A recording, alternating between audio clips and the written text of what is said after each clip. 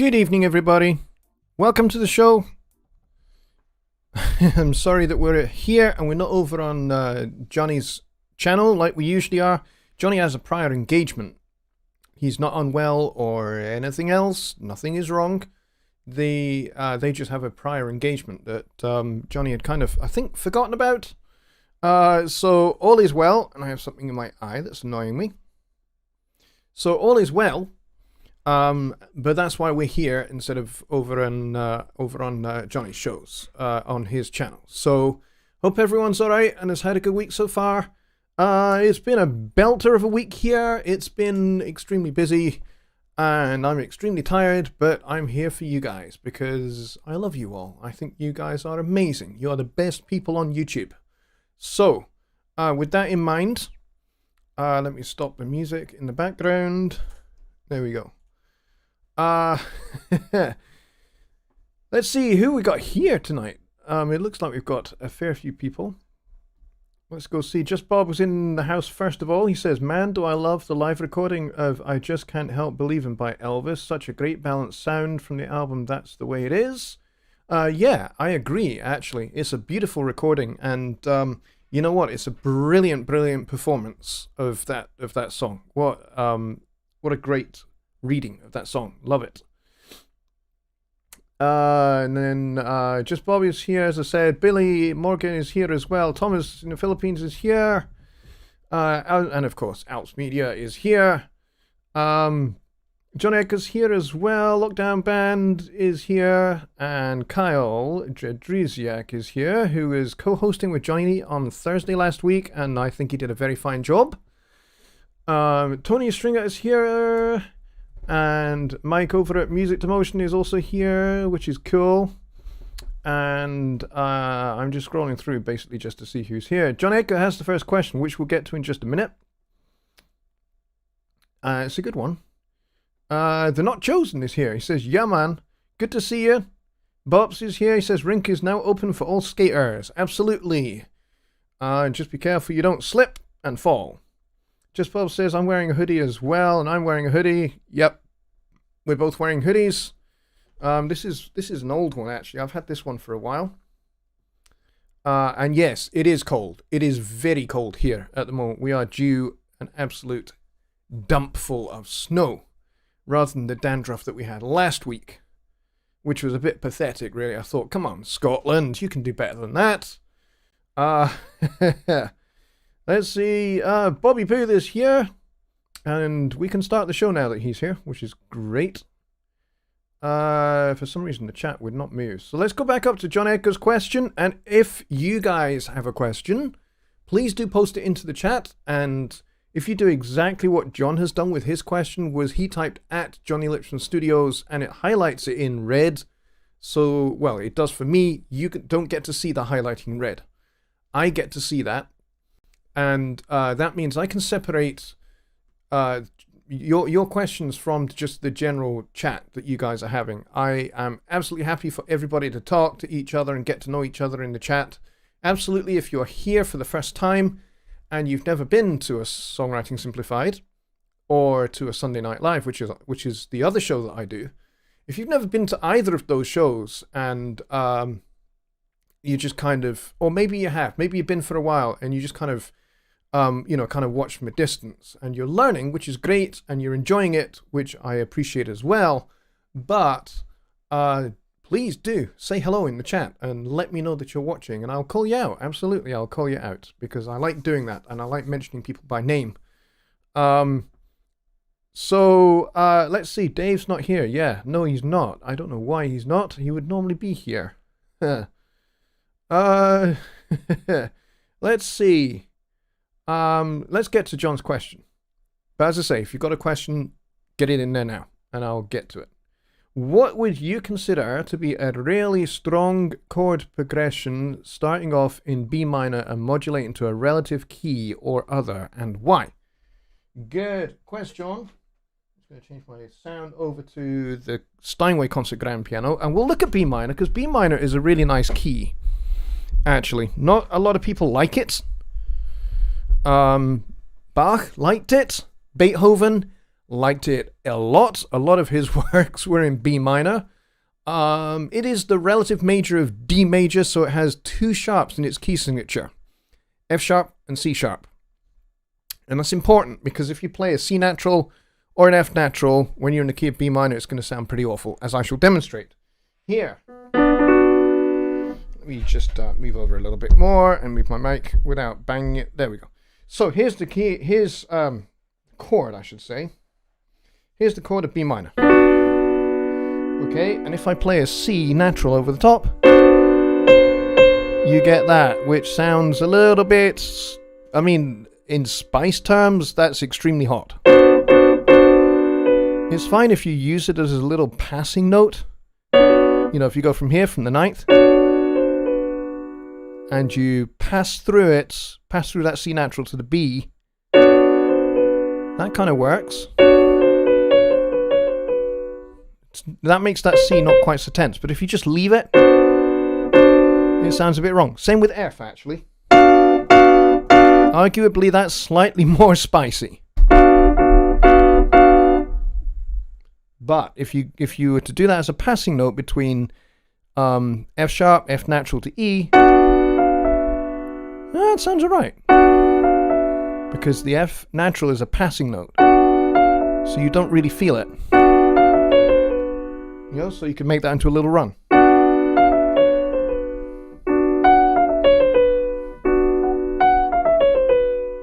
Nice little chromatic kind of run. So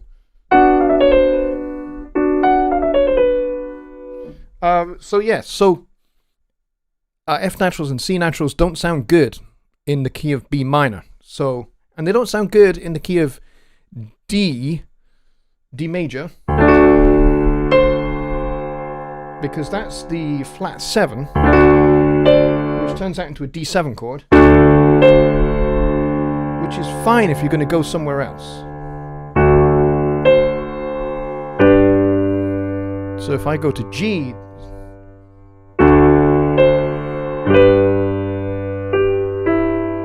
and I've played the beginning of a song from West Side Story, but do you see what I'm saying? That kind of has a lot of tension to it.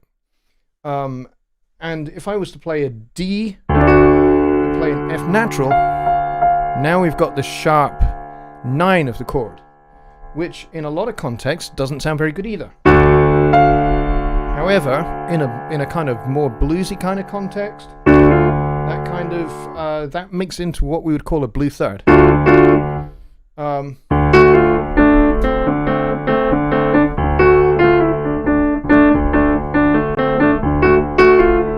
So that kind of sounds okay.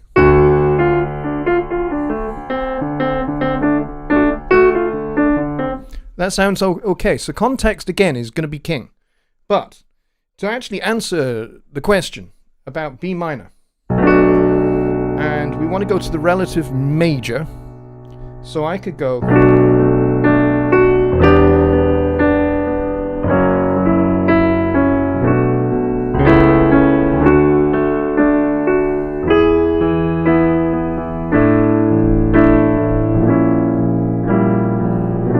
Now that sounds nice, doesn't it? So basically what I'm doing there is I'm going B minor to E minor, F sharp 7 to B minor, A with C sharp in the bass, the passing chord to D,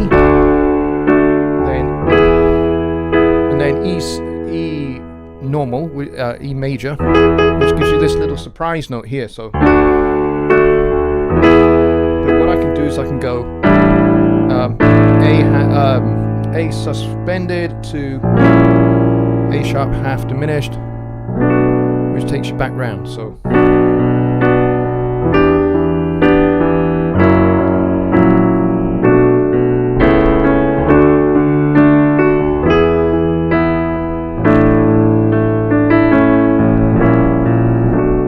and that takes you back round again. So that's actually quite a nice little chord progression, because you know, you're kind of a little bit dark, and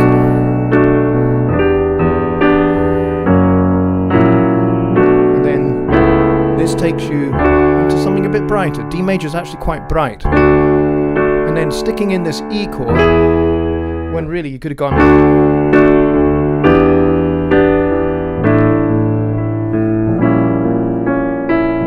So I could have kept it dark by going E minor to E to A sus to the half diminished back round again. But I decided to go major instead.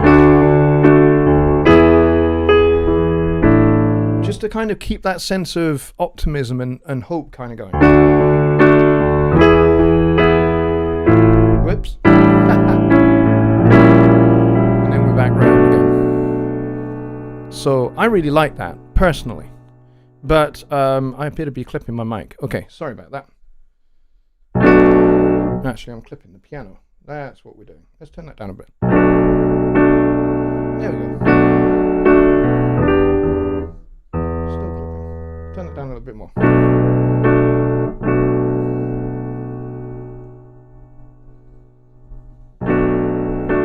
There we go.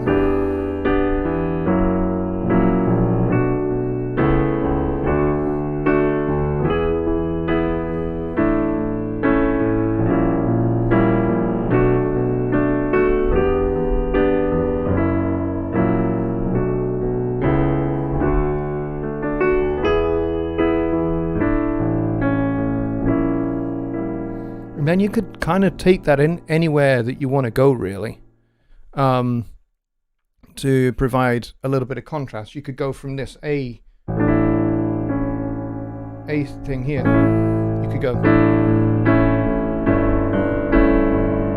D over F sharp to G, A sharp half diminished to A, climbing bass, and then you could go back round again.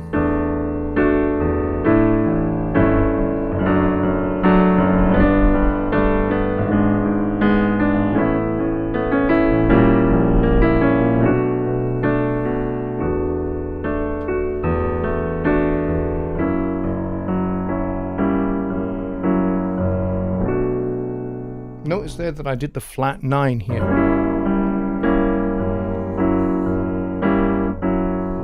Which kind of emphasizes that B minor sound. So there, I hope that helps. Sorry about maybe distorting the piano a little bit there. For some reason the piano was really loud. And of course I have my speakers turned down so that I don't feed back into the mic, so I didn't really hear that. Alright, so I hope that was helpful. Dark optimism. And yeah, you're talking about the clipping, yeah. Yeah, sorry about that. For some reason, the piano was really, really loud. Not normally that bad. Sorry about that. I really dug that led into somewhere. Yes. Yes, it did. You know what? That's one of my favorites. In fact, West Side Story is perhaps the only musical that I have ever enjoyed listening to or participating in, having participated in it before. I've been in the pit orchestra for West Side Story a couple of times. One time I was playing bass, upright bass, and then the other time I was playing drums. And both are actually really, really challenging, demanding musicianship and reading required. But it was really, really great fun. And it's really great fun to go and see it as well. It's a fantastic show. And Sondheim's lyrics are just beautiful. Even though he himself said that he didn't really like the way he wrote the lyrics. And, you know, one of the things he said, he said, you know, if I could go back and rewrite it, if I could go back and write it all again, I would approach it more differently than he actually did. That's not to say I don't think it was a bad libretto. It's a great libretto, actually. And particularly the song Somewhere and Maria is a really, really lovely song. But the first time I came across that musical was actually not because of Leonard Bernstein. It was because of the arrangement that was done for the Buddy Rich band. And I heard their West Side Story medley, their West Side Story suite, for the first time. I would have been 8 or 9 years old. And it totally blew me away. Not just the arrangement blew me away. And of course, Buddy's drumming is going to blow anybody away. But it was the melody writing of each of the excerpts of each of the songs within the suite just really grabbed me. And it's the trombone that features on Somewhere. And it's backed beautifully by the 3 remaining trombones and muted trumpets as well. And it's just beautiful. Beautiful. And it just, you know, hearing that for the first time floored me. But it was also a nice little portent into what would be in my future as a musician, that I would actually get to play not only that big band arrangement, but I also got to play in the show as well, which is awesome. So yeah, that's kind of why that kind of just fell out of my piano. I don't know why it did. Let's see what else we got. What else do we have? Come on, why won't this scroll today?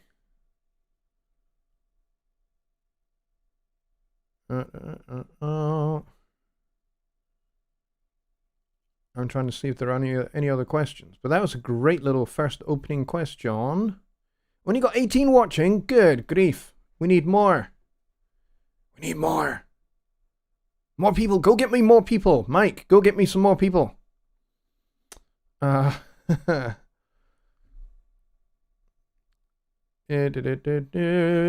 says one not at a time works better, but playing the different chords at the time sounds dissonant to me. I'm not quite sure which chords you're talking about. Yeah, I'm not quite sure which ones you are talking about. Let's see. Piano's clipping, thank you. Dark Optimism, yeah, that would be a way to describe that little B minor piece that I just literally plucked out of the air. That is not a song that I've written or I've heard before. I just played what came under my fingers, you know? You know, B minor, E minor. I mean, that's basically 1, 4, 5 to 1. And then 5 going into 1 in the key of D. 2 major.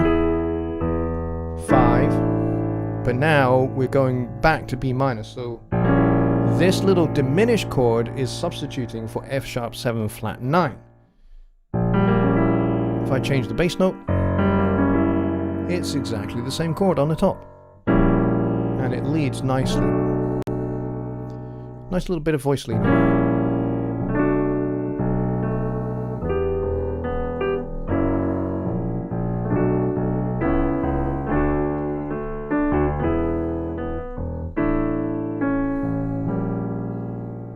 And I could go.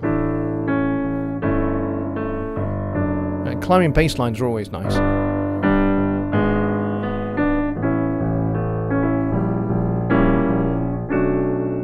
The other thing I like to do is I like to do this. Get that 9th in there. And then resolve it. And then...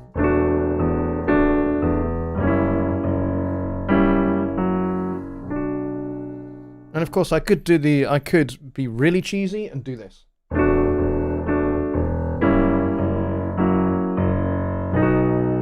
And then on the B major, which is called the tierce de Picardy. Picardy third! It's always fun to do that.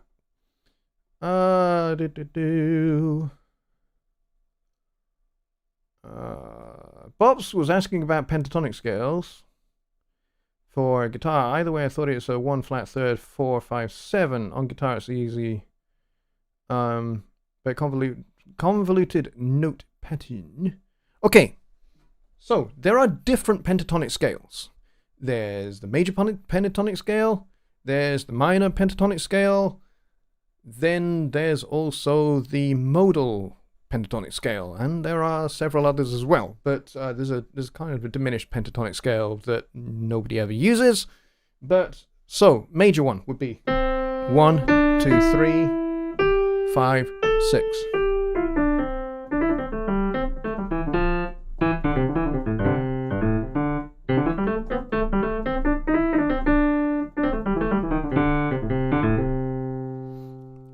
So that's like 1, 2, 3, 5, 6. And I use this one an awful lot in lots of different contexts because you can use those pentatonic patterns over different chords. For example, this one here, if I was to shift this one into the key of G and make it the G minor pentatonic,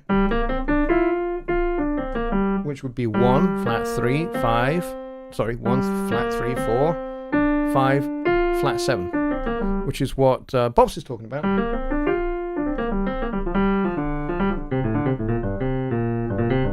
Which is interesting because it is exactly the same as the B flat major.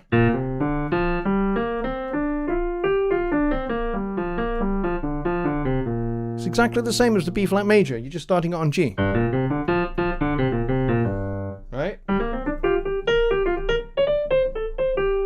And the cool thing about this is I can use it over different chords. I can use it over the G minor. If I want to, I can use this over the G minor. I'm going to fish out my sustain pedal before I lose it, before it runs away from me. But I can use this under G minor, of course. Whoops.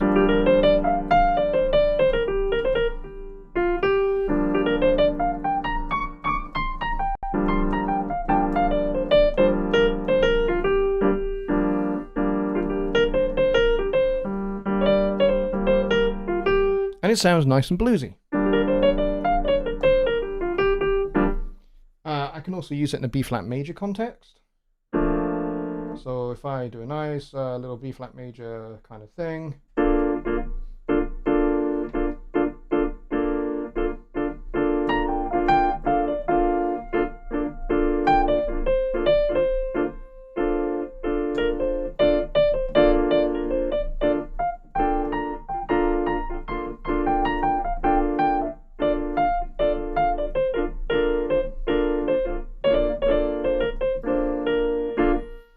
Or I can use it on an E flat major chord.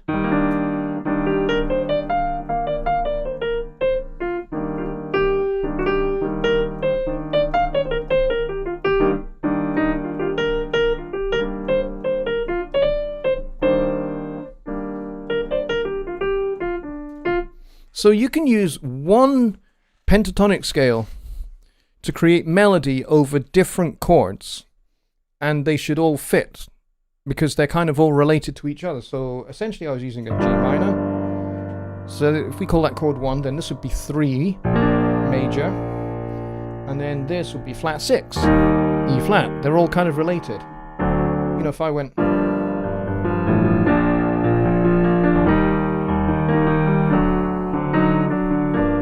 and played, you know... Whoops.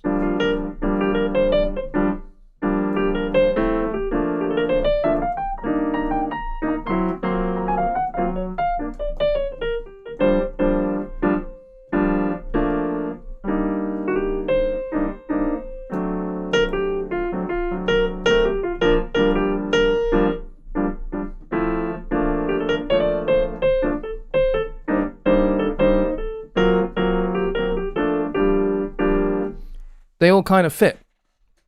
So just that one scale fits over those 4 chords. So pentatonic scales are really, really powerful. The other thing you can do as you get more into kind of more adventurous improvising is you can start what I call side slipping, which is basically taking a pentatonic pattern, transposing it down a half step to lead into another pentatonic scale, the half step below that. So it becomes like, you know how we talked about passing notes? Where I went, you know, you know, the 9, flat 9 to 1 thing that I did in B minor. And kind of said, that on its own sounds awful. Which it kind of does. But what I'm talking about is not just passing notes, but passing scales. So, you know, taking a G minor, let's see, let's do F minor. And then if I do a little bit from the E minor pentatonic scale and go straight into E flat minor. So...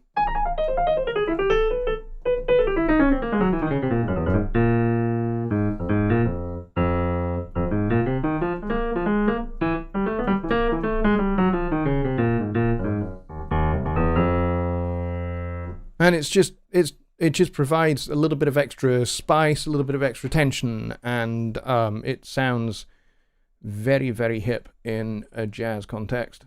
All right, so Soup Squirrel says, I refused West Side Story for years, but got out of the army and accidentally watched whilst distracted. It led me to Sweeney and Todd and the 1967 Casino Royale score. Oh, I love that score. I love that score. Sweeney Todd is great as well. Never played in it, but I've had actor friends that have played in it. And I've been to see them in it. It's really good. Pentatonic in major scale is close to Dorian. It's kind of related, but it's not the same. Dorian would be the C major scale starting on the second degree. So if I take the C major scale, and then if I start that on the second degree, so on 2, so instead of 1, which would be C, on 2, which would be D. So they kind of borrow. They share notes, that's for sure.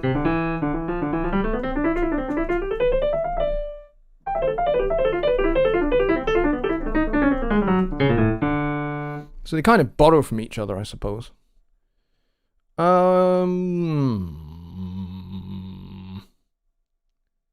I recently explored tunes which my parents, uncles, aunts listened to, and now I adore the simplicity of Paul Demon's sweetest to be bass line. Yeah, that's very nice. Pentatonic seems to work with 2 scales on itself. Kind of, yeah. It is kind of... the major pentatonic scale is the same as its relative minor. So B flat major is the same notes exactly as the G minor. Just starting in a different place, that's all.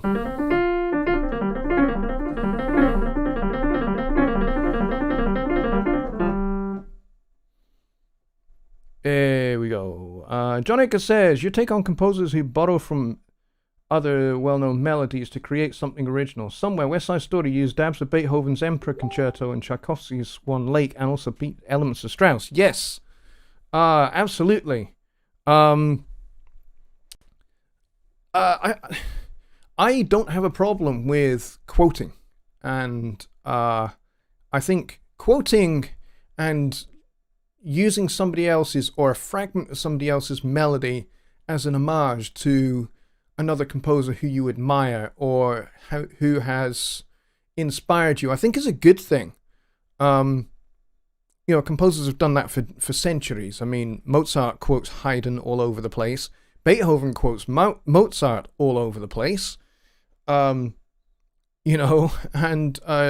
Ravel quotes extracts of Tchaikovsky and extracts of Debussy. Debussy and Ravel quote each other extensively because they admired each other. They really should have got a room, but that's another story. I'm kidding. And of course, John Williams is a serial quoter. John Williams, the orchestral composer, not John Williams, the classical guitar composer, but John Williams, the film and orchestral composer. He quotes all over the place. He parodies himself. So he quotes himself for humorous purpose. So he quotes in Star Wars extracts from the Indiana Jones score. And in E.T. there are aspects of the Star Wars score in there as well. So there's he quotes little themes here and there. And if you're listening carefully, you pick up on those things. Like, I think in E.T. you will hear Leia's theme a couple of times, and you also hear Luke's theme, which is interesting because they're not directly quoted, so they're not kind of note for note quotes, but it follows the same same rhythm and the same kind of rise and fall of the pitch, but it's in a different key. So I think in E.T. Leia's theme is in A flat major, whereas in Star Wars it's in F, I believe, if I've remembered that correctly. So so copying and quoting is extensive, and I don't have a problem with it. I mean, to set it in a in a more contemporary setting, there are musicians who sample other musicians. For example, there's who was it? The rap artist. I'm trying to remember the rap artist now who sampled the intro to Steely Dan's Peg, but shifted it up a little bit in BPM and up a half step. For those of you that don't know what I'm talking about, it's where it goes. And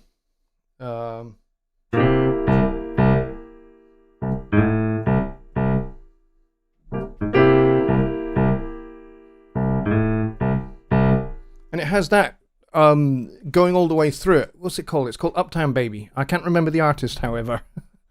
But I mean, he's a big Steely Dan fan, and out of respect for Becker and Fagen, he actually contacted them and said, "Could I use this intro to set up for this rap?" And originally they said no. They said no, you can't do it. But the rap artist went ahead and kind of did it anyway, and there could have been a court case. But Fagen, when he heard what the artist had done in it, I'm struggling to remember who it is. But when the artist actually, finished the production on it, and Fagen got to hear it before it was released, he kind of went, you know what? I kind of dig this. I kind of think this is cool. So he said, okay, fine, no problem. You can use it, providing you give us, a share of the royalties and co-composer rights and everything else. And so that's how that deal went down. That settled before it went to court. But yeah, there's all sorts of legal implications about it now, and copyright is a bit more of a thing. But there you go, Lord Tarek and Peter Gunn's Uptown Baby. Yeah. It's a fun song, that is. And Becker and Fagen actually mock it on the VH1 episode that they did on the Asia record, which of course the intro to Peg comes from the Asia record. And so when Steely Dan were kind of doing that documentary on the making of Asia, Becker and Fagen quoted Uptown Baby. I bet they didn't even ask for permission for it because it's just too funny. Repitched, but same shapes and rhythm makes sense thematically due to all of the references and direct references to Star Wars and E.T. That movie is most homaged classic ever. Yeah, it's all over the shop. There's direct quotes from the script of Star Wars. In E.T., there's all sorts of things there. Bob said, a little story. In a long-running bar band, we developed the notes. Okay, and it was incorporated in many solos, bass lines, but hidden enough that the audience would never get it. Yeah, there's all sorts of... Yeah, when you're in bands, you develop all sorts of in-jokes. We had loads. There's a standard... and I can't remember the title of it now.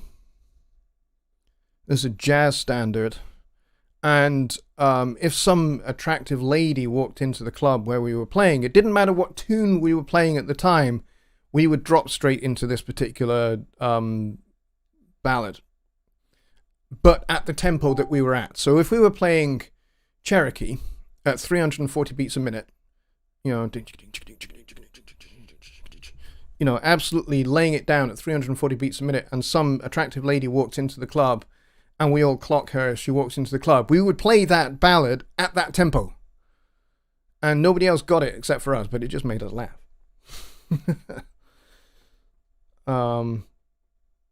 Yes, Deja Vu is a great technique. The Matrix, actually, if you've ever watched those films, uses Deja Vu extensively as a neat little storytelling device to suggest that something has happened, something has been changed by the machines. It's a great storytelling device. But it can be, Deja Vu can be totally overused. There's another set of films, and I'm trying to remember what they were called. where they were all supposed to die in a plane crash, but they didn't. But they get successively killed in the order that they would have died in had they died on the plane crash. And they made a whole set of films out of that. And they used portent and Deja Vu as the storytelling devices to kind of allude to impending death. And they also used the music of John Denver. Just as the portent or the foreshadowing of the death that is yet to come, you would have a John Denver song, and it would be an incredibly appropriate John Denver song that just set up this death scene. And you'd see the death scene happen in portent, and then you'd see it happen in reality. And the first movie was really good, and they used that really, really well. Really effective storytelling device, but then they kind of blew it in the subsequent movies by making too much of it. Kind of a little bit like how they did with bullet time in The Matrix. Bullet time in the first Matrix film was totally amazing. The whole idea of virtual camera was brilliant. Final Destination, that's the one. Yeah. I saw all of those movies. I don't know why I saw all of them, because I got to the end of the first one and thought, this is good. That was a good film. They are doing a second movie. I shall watch that as well, because it appears to be a continuation of the story. Fair enough, I shall watch that. So I did. I watched the second film, and I thought, no, this was kind of not so good. They kind of overdid it. They kind of overstayed their welcome, and then they went on and made another film. It's a bit like the like the films. I'm forgetting film titles and song titles like crazy today. I don't know why.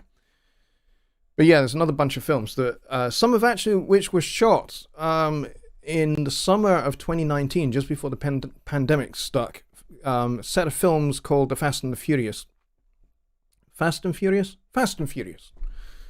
And the most recent of the Fast and Furious films was shot in Edinburgh, actually. And I did apply to be an extra in that film, but so did about 60,000 other people.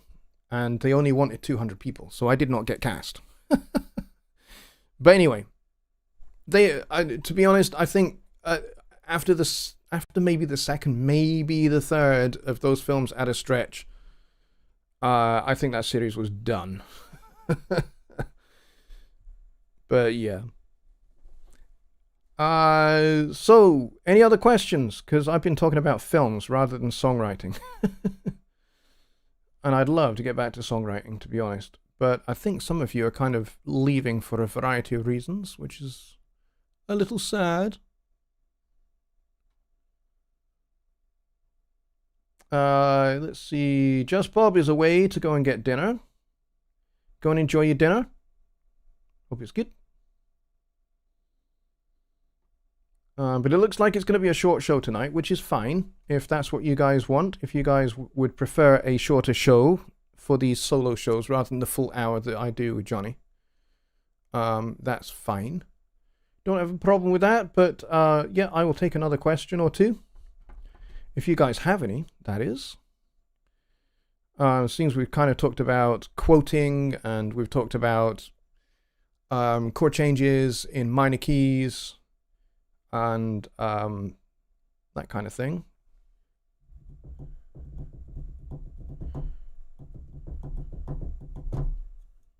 But other than that, if there are no questions, we'll just end the show, to be honest. I'm happy to end it. So long as I can end it on a sad note, like...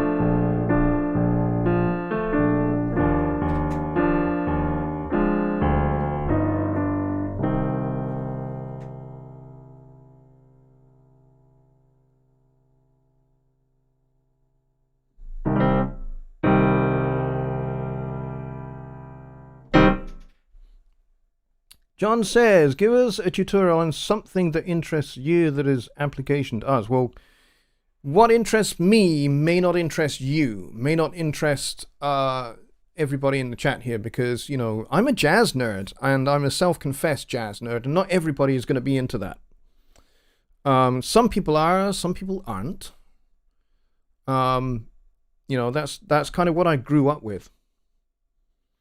I grew up with the music of Charlie Parker, Dizzy Gillespie, Miles Davis, Thelonious Monk, John Coltrane, Cannonball Adderley. And then as I kind of moved into my teen years, I got into Weather Report, Earth, Wind and Fire, the Brecker Brothers, Chicago, basically any band that had a really good horn section in it, Tower of Power. I got into Frank Zappa. I was very into Alan Holdsworth. I really got into his music in a big way in the early 1990s, which was the first time I heard the drummer Vinnie Colaiuta. That was my first exposure to his drumming, and he's just amazing. But Alan Holdsworth was a genius when it came to harmony and a genius when it came to improvisation. And he had a really unique approach to chords, which is really, really highly complex.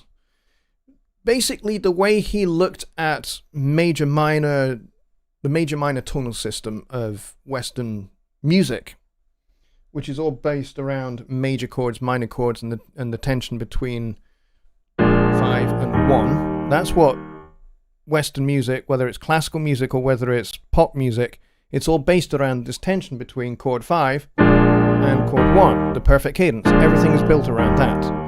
You know, even if you go to, you know, the chord changes to I Got Rhythm, so 1, 6, 2, 5, 1, 6, 2, 5. It's all based around that. Every song is based around that kind of concept.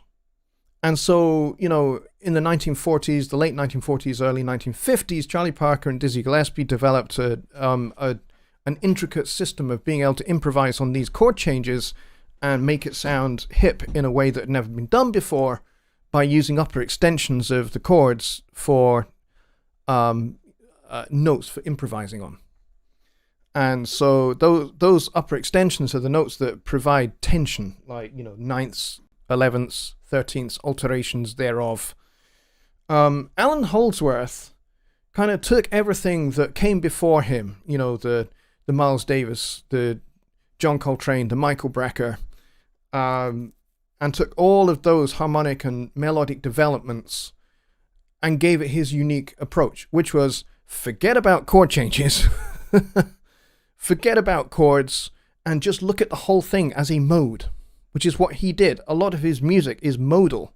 There might be a lot of complex chords in there, but they are developed out of scales. They're not developed out of, you know, is basically take the notes of a scale and play them as a chord. So if I was to take, you know, the F Lydian major scale, which has the raised 4,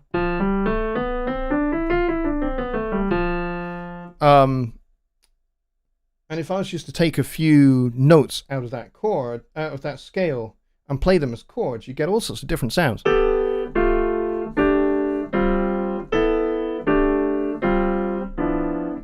You know.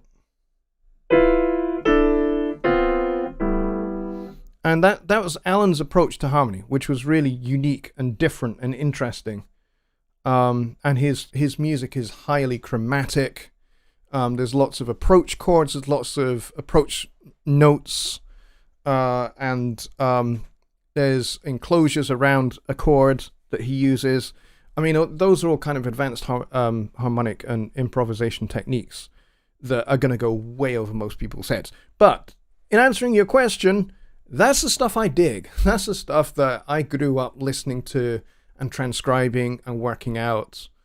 When I was a kid, I had no friends. So music was my friend.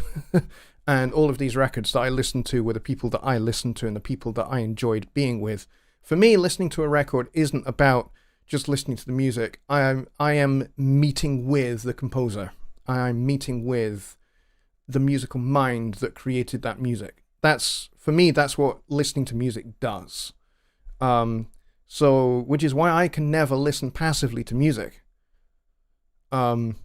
Which is great when I go on a date with my wife and we go to a nice Italian restaurant and some song by Antonio Carlos Jobim, for example, is on their playlist. And it's nice and it's romantic, and I'm just like, you know what? I'm sitting with my wife, and I'm engaging with her, but there's a part of my brain that is also engaging with the musical mind of the genius that was Antonio Carlos Jobim and the beautiful music of bossa nova. And of course, the tenor saxophone playing of Stan Getz. So I can never listen passively to music, unfortunately. We're leaving here because of snow. Time to go. Where's our cars? Jazz is blues. I like that. Yeah, jazz and blues are brothers of the same mother.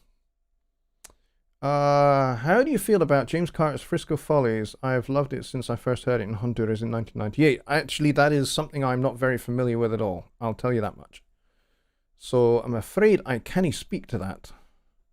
Scenes from an Italian Restaurant by Billy Joel. Yes. One of my favorite songwriters, actually, Billy Joel. The great thing about Billy Joel is he's a great singer, he's a great songwriter, but he's a phenomenal piano player.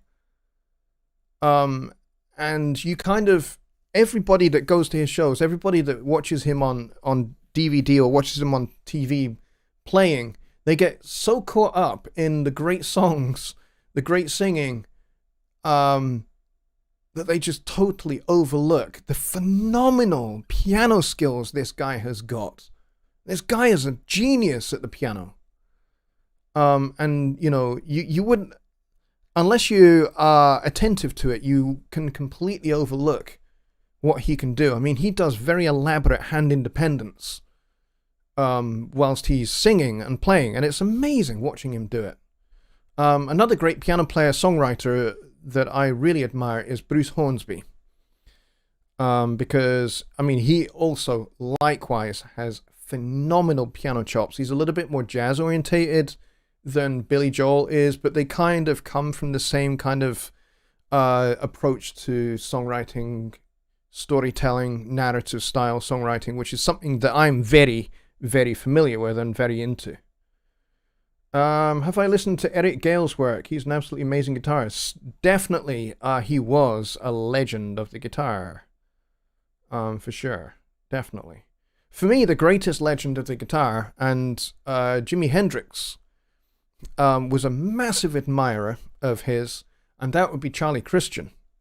Charlie Christian was a pioneer, because not only was he a pioneer in terms of development of music, in that he was involved with Charlie Parker and Dizzy Gillespie in the creation of bebop, but he was also a pioneer in working with Leo Fender in creating the very first beginnings of amplification for guitars.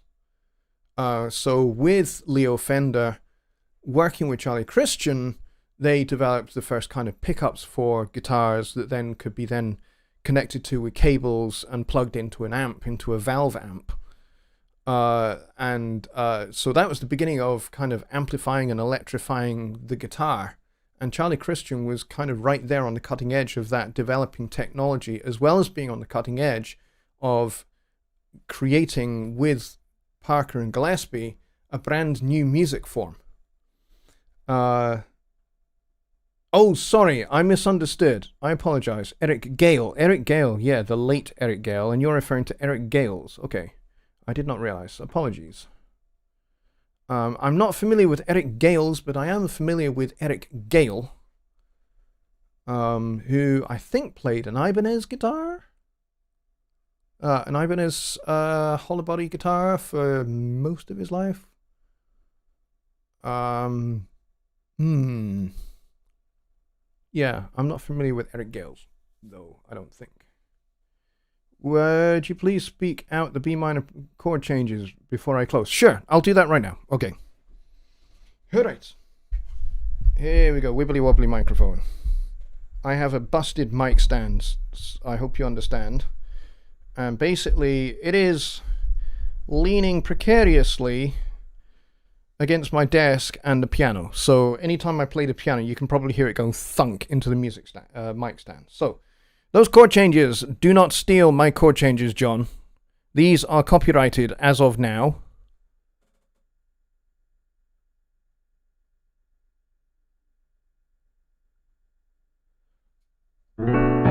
So those changes were B minor, or B minor 7 in this case, E minor 7, F sharp 7,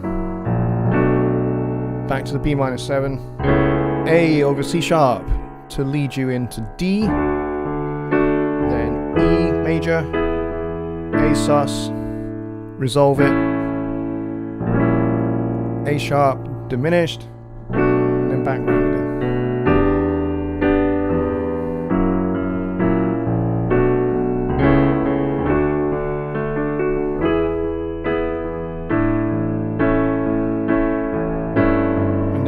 D over F sharp,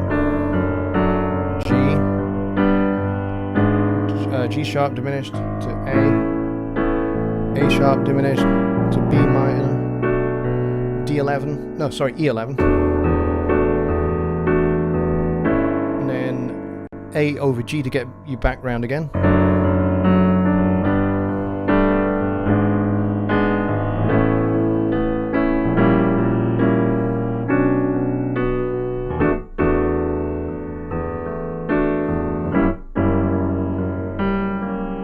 That G, that F sharp 7 flat 9.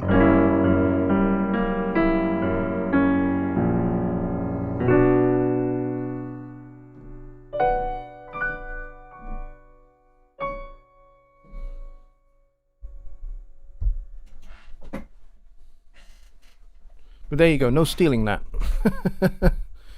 Fun fact, Billy Joel also learned to, okay. Okay, thanks for that. Right, okay, we'll call it there, folks.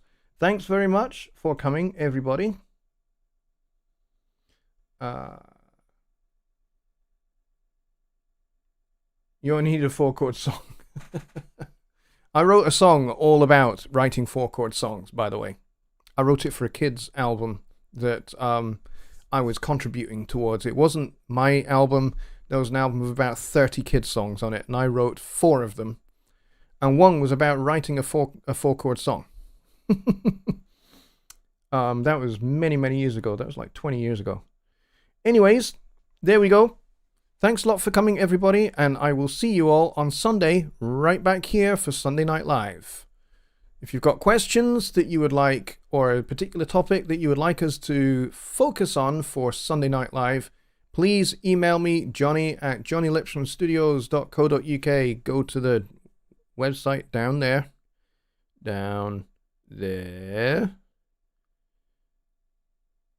And email me, Jonny at johnnylipshamstudios.co.uk, and put the subject as Sunday Night Live, and then just give me a brief description of the thing, subject, topic, question that you might have that you would like me to start with, that you'd like me to focus the show on, and I'd be very, very happy to do that.